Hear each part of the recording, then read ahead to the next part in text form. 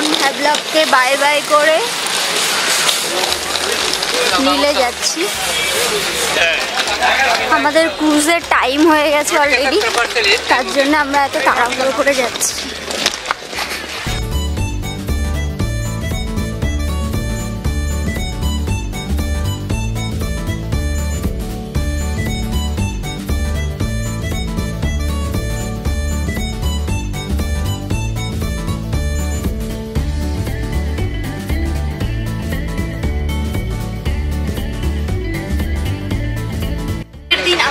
সামনেটাতে উঠেছিলাম, আজকে এই পেছনটায়, বাট এটাও ভালো জায়গা। দেখো পেছনটা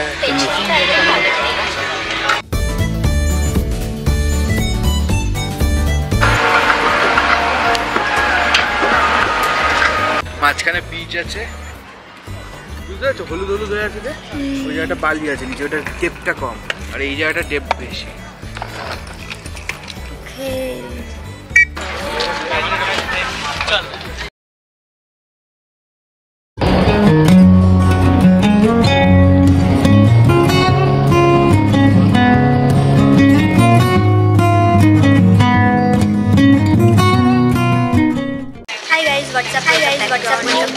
তো আমরা এখন লাগেজের জন্য ওয়েট করছি, আর আমরা যদি একটু লাস্টের দিকে ঢুকেছিলাম তো লাগেজটা একদম লাস্টে হয়ে আছে, ওই জন্য আমাদের অনেক টাইম লাগে। টেনশনে পড়েছিলাম, উপরে যেখানে লাগেজ রাখে ওখানে সব লাগেজ বেরিয়ে গেছে, আমাদের লাগেজ কোথায়? তারপরে দেখলাম যে নিচেও লাগেজ রাখার জায়গা আছে, ওইখান থেকে আমাদের লাগেজটা বের করছে এবার। আর তোমাদের আমি ভিউটা দেখাই।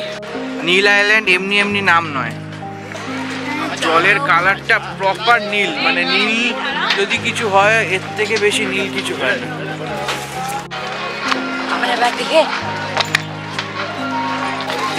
ফাইনালি লাগেজ পেয়ে গেছি আমরা, টেনশনে পড়ে গেছিলাম। চলো, ড্রাইভার ফোন করছে আমাদের। ওয়াও, কি অসাধারণ! দেখেছো শুধু, মানে মাথা খারাপ করে গেল। বাবা তো দেখেছে আগে, এসছে, বাবা বলছে ভিডিও কল কর, আমি আবার দেখতে চাই। বাবা বলছে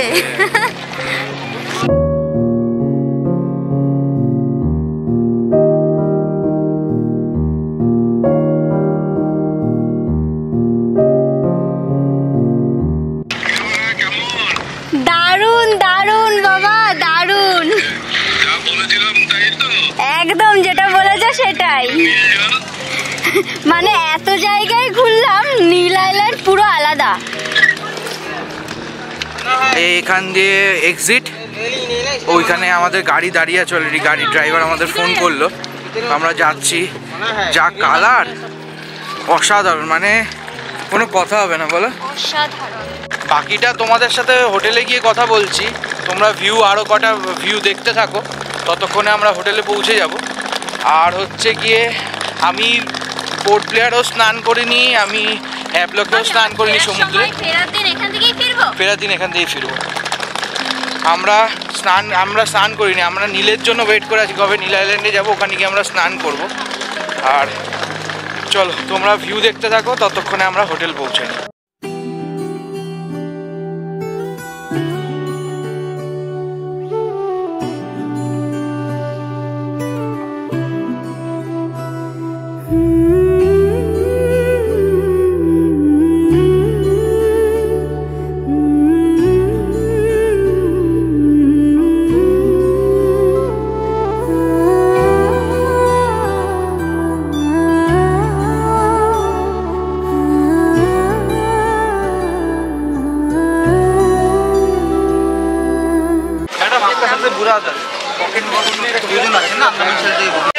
এসে 2 ঘন্টা, আবার 1-2 ঘন্টা রেস্ট নিয়ে তারপরে আমরা লক্ষণপুরে গেলে ভালো হয়। যদি আপনি এটাই করতে পারেন সব থেকে ভালো হবে, কারণ কি আপনি বিচটা দেখে হোটেলে গিয়ে রেস্ট, ওটাই আমি বলছি। এখনই একবারে ভরতপুরে চলে যাই, যে একবার লাঞ্চ করে আমরা হোটেলে ঢুকি।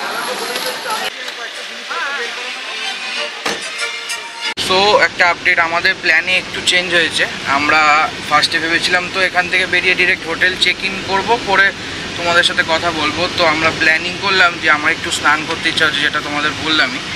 তো আমরা এখন কি করছি, আমরা ডিরেক্ট এখন এখান থেকে লাগেজ আমরা গাড়ি টিকিটে রেখে দিয়েছি, গাড়ি তো আমাদের সাথে থাকবেই। তো আমরা ডিরেক্ট কি করছি, আমরা ডিরেক্ট ভরতপুর বিচে চলে যাচ্ছি। এখন ভরতপুর বিচে অ্যাক্টিভিটিস হয়, স্নান ফান করে, তো ওই ভরতপুর বিচে গিয়ে আমরা একটু সময় কাটাবো, সময় কাটিয়ে একবারে লাঞ্চ করে আমরা হোটেলে চেক ইন করবো।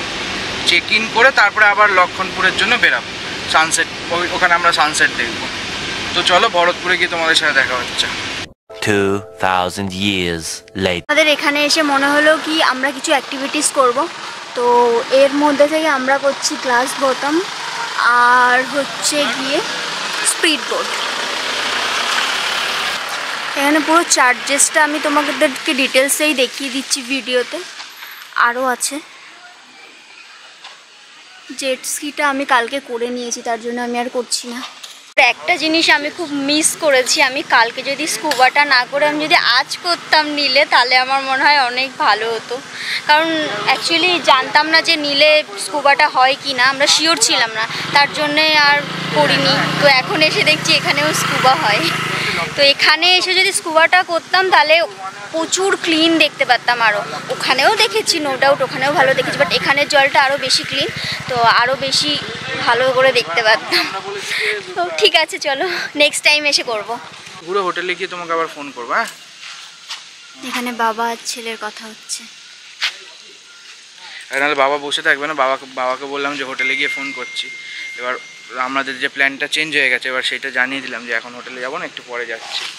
চলো যাওয়া যাক। দাদা একবার একটু খুলবে ডিকিটা, কি নিতে বললে? টুপি। আমরা এখন যাচ্ছি অ্যাক্টিভিটিসগুলো করতে। 6 নম্বর দিনে এসে তুমি টুপি বার করলে, এতদিন টুপি বার করোনি। কারণ খুব রোদ লাগছে। এখানে একটু রোদ আছে। এত সকাল সকাল তো আমরা বিচে এখন অবধি এই ফার্স্ট এলাম মনে হয় না? হ্যাঁ, আমরা অন্যান্য জায়গায় ঘুরে আমরা এখন এসছি বলে আমরা ফাঁকা পাবো পুরো। আর ওর জন্যই টার্গেট করলাম যে একটু প্রতিদিন তো এই ভিড়ের মধ্যে, তো আর এরপরে আরও পুজোর জন্য ভিড় বাড়বে, জানালাম যে একবার একটু ফাঁকা ফাঁকায় ঘুরে যাই। আসার পর আমরা টিকিট কেটে নিয়েছি। হ্যাঁ, তো এখান থেকে আসার পর বাঁ দিকে সিধা যাওয়ার পর ওই ওয়াটার অ্যাক্টিভিটিসগুলো হবে। আর মোটামুটি এইখানে হচ্ছে বিচ, আমাদের বিচটা দেখাই একবার। তবে তুমি সিধা হাঁটতে থাকো ওয়াটার অ্যাক্টিভিটিসের ওখানে, আমি একটু বিচ দেখিয়ে আসছি। এটা হচ্ছে বিচ। আমরা এখানে আসবো একটু কিছুক্ষণ পর, আগে অ্যাক্টিভিটিসগুলো করে নিই তারপর। এই এখন ওয়াটার অ্যাক্টিভিটিসগুলো করার জন্য। আর দেখে খেয়াল করেছো যে এখানে প্রচুর বাঙালি, যত স্টাফ 90% বাঙালি, প্রচুর বাঙালি। পুরো এই জঙ্গলের মধ্যে দিয়ে হেঁটে ওই যে দূরে দেখা যাচ্ছে, ওখানে যে টেন্টটা দেখা যাচ্ছে, ওখানে ওয়াটার অ্যাক্টিভিটিসগুলো হয়। আর এই গাছগুলো মানে অন্যরকম গাছগুলো, সব কি গাছ কে জানে এগুলো।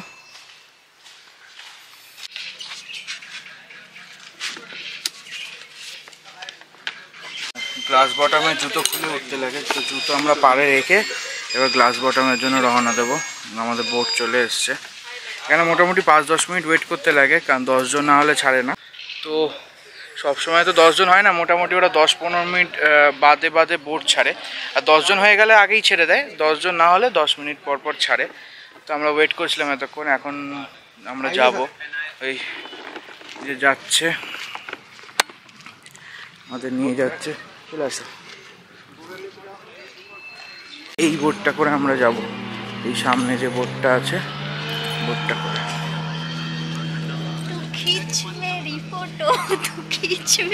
সারাক্ষণ ফটো ফটো ফটো, ভিডিও না ফটো। এই জলের মধ্যে দিয়ে যেতে হবে। তবে জলটা দেখো, পাতা দেখো, তাহলে বুঝতে পারবে। জলটা এত পরিষ্কার, পুরো পায়ে মানে জলের উপর থেকে পায়ের তলা অবধি দেখা যায়। ওয়েট করছি, এখনো বোট আসেনি। ওই মনে হয় ওই পেছনের বোটটা মনে হচ্ছে নিয়ে আসছে, আমরা উঠবো যেটা আসছে।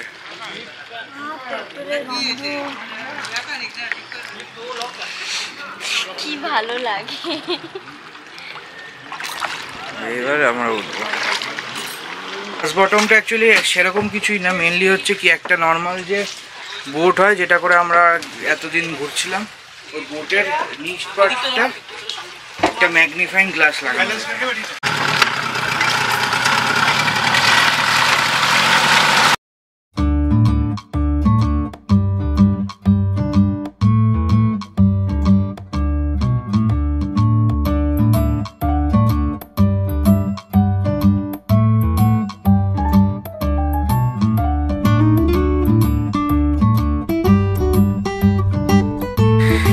লাগলো? নর্মাল, খুব একটা মানে হাইফাই না। আমার যারা স্কুবা করেছে তাদের কাছে এটা নর্মাল, আর যারা স্কুবা করেনি তাদের কাছে ঠিকঠাক। বাট আমার মনে হয় যারা যারা স্কুবা করেছে তারা বেকার টাকা খরচা করে না করাটাই ভালো আমার মনে হয়। কারণ ওই স্কুবা করাতে যে ফিলটা ভেতরের, এটা নর্মাল একদম।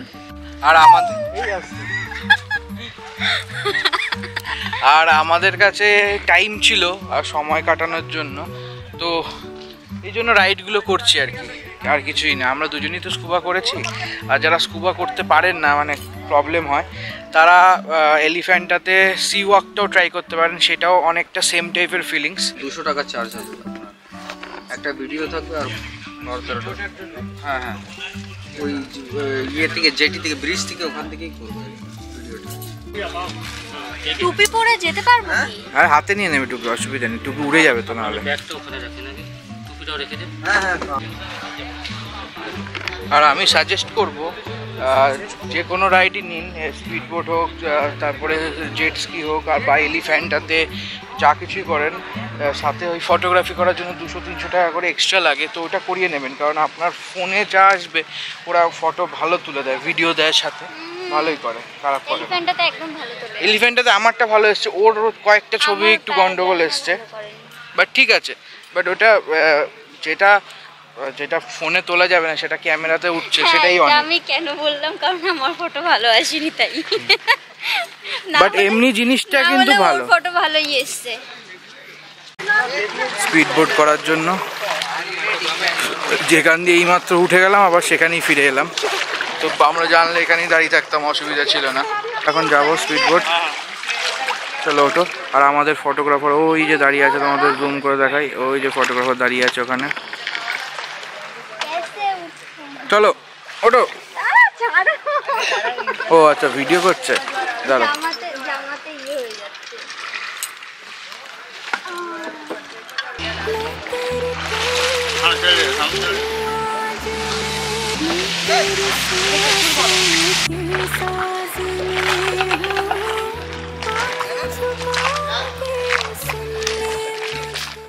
हौसला है तू है इरादा, आधी मैं तुझ में मुझ में तो आधा, टूटू ना मैं भी टूटे ना तू भी, मैं तेरा सपना तू मेरा वादा। তো আমরা এখন এখানে মোটামুটি ছবি তুলে সব কিছু কমপ্লিট। আমাদের লাঞ্চ চলে এসছে। আমরা কদিন ধরে এত চিকেন খেয়েছি, আমরা একটু বাঙালি খাবার খেতে যাই। এখানে একটা বাঙালি রেস্টুরেন্ট পেয়েছি, প্লেন ডাল, যে ডালটা এখানে এসেই পেয়েছি আমরা। ডিমের ঝোল, এটা দেখে মনে হচ্ছে যে আমাদের কলকাতারই ডিমের ঝোল। রাইস আর আলু ভাজা, আপাতত ভেবেছিলাম চিকেন খাবো, বাট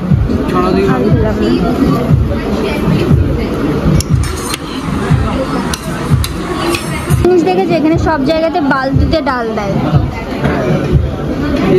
না, মিডিলে নয়। দাও দাও দাও, পুরোটাই ডাল দিয়ে দেখেছিলে? হ্যাঁ হ্যাঁ, পুরোটাই ডাল দিয়ে। সো আমাদের লাঞ্চ কমপ্লিট, এখন আমরা যাচ্ছি হোটেলে।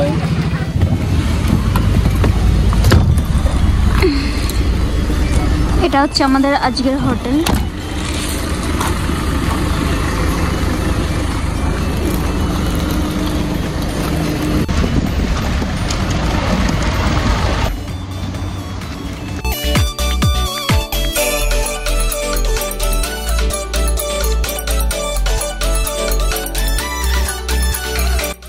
হোটেলটা এত সুন্দর, একবার তোমাদের সবাইকে একবার দেখাই আমি।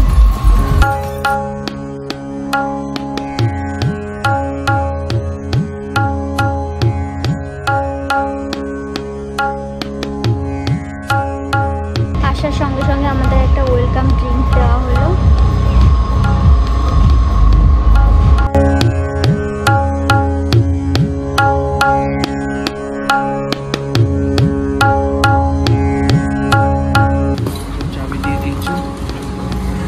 এই জায়গাটা কি সুন্দর না? অসাধারণ। ছোট্ট একটা ব্রিজও আছে মাঝখানে। এই জায়গাটাতে বসে সময় কাটানোর জন্য সুন্দর।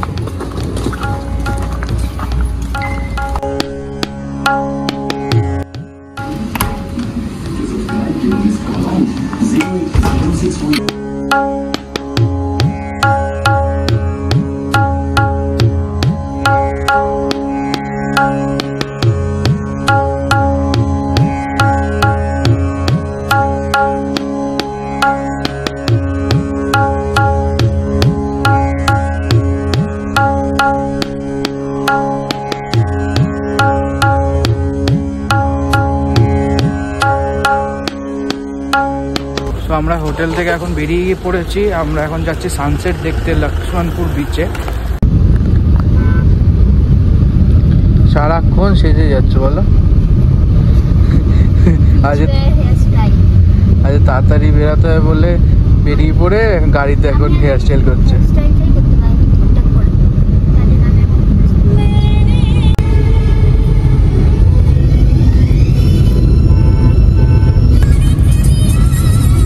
তো আমরা পৌঁছে গেছি লক্ষ্মণপুর বিচে।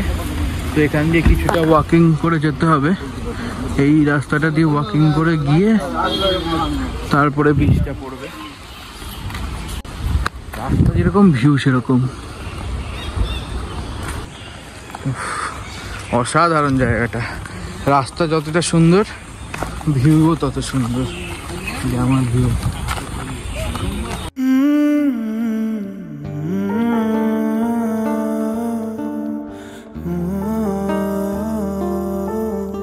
কিছুটা ওয়াকিং করে আসার পরই প্রায় 200 মিটারের মতো ওয়াকিং আছে। ওয়াকিং করে আসলেই এখানে কিছু ছোট ছোট স্টল আছে। স্টলের পর বিচটা তার পেছনে। কি অসাধারণ লাগছে আকাশটা। बड़ा जेब में है नहीं कुछ मगर पास है जो वो सुन ले जरा तेरे इस दिल को चुराने के लिए है यही एक धुन सनम को अपना बनाने के लिए है यही एक धुन है यही एक धुन। তো দুর্ভাগ্যবশত আমরা পুরো সানসেট দেখতে পাইনি। নিচের দিকে যেহেতু তোমরা দেখতেই পাচ্ছ পেছনে নিচের দিকে প্রচুর মেঘ জমে গেছে, তো এর জন্য সানসেটটা পুরোটা হয়নি। বাট এখনের আকাশটার জন্য মেনলি ভিডিওটা করা। কেমন লাগছে আকাশটা? এবার তোমাদেরও দেখাই আকাশটা। দেখো পুরো অরেঞ্জ হয়ে আছে। কি বলছো? শুনতে পাইনি। আমার অরেঞ্জ ড্রেসটার সাথে ম্যাচ হয়ে গেছে। আর ঢেউ কি বলছিলে? অসাধারণ একটা ঢেউ। এখানে ঢেউগুলো মানে খুব অন্যরকম না? হ্যাঁ, সত্যি অন্যরকম গো ভাবি। এতদিনের ঢেউগুলো যেগুলো দেখেছি, এখানে ঢেউটা সত্যি অন্যরকম। আর এখন আমরা এখান থেকে বেরিয়ে যাচ্ছি, বেরিয়ে হোটেলে যাবো, তারপরে ফুলে নামবো। সুইমিং পুলে নামবো।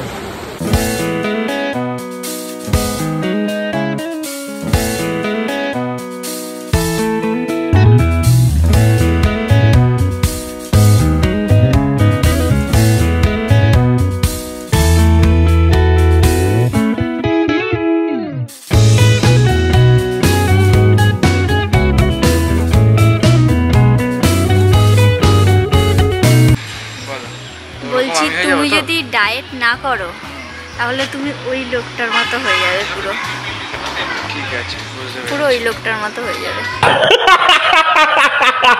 6.5 hours later. আজকে ডিনারটা আমরা প্যাকিং করে নিয়েছি। ভেবেছিলাম রেস্টুরেন্টে বসে খাওয়া, বাট একটু লেট হয়ে গেছে বলে রেস্টুরেন্ট বন্ধ হয়ে গেছে। তো ওরা পার্সেল করে দিল, বলে হোটেলে গিয়ে রুমে খেয়ে নেবেন। তো এখন আমরা খেয়ে নেবো। একটু আগে তো সুইমিং পুলে স্নান ফান করে ফ্রেশ হয়ে বেরিয়েছিলাম, বাট একটু লেট হয়ে গেছে বলে পার্সেলটা করে দিল। আর আর এই ব্লগটা এই অবধি থাকলো, আবার নেক্সট ব্লগে দেখা হবে তোমাদের সাথে। Good night.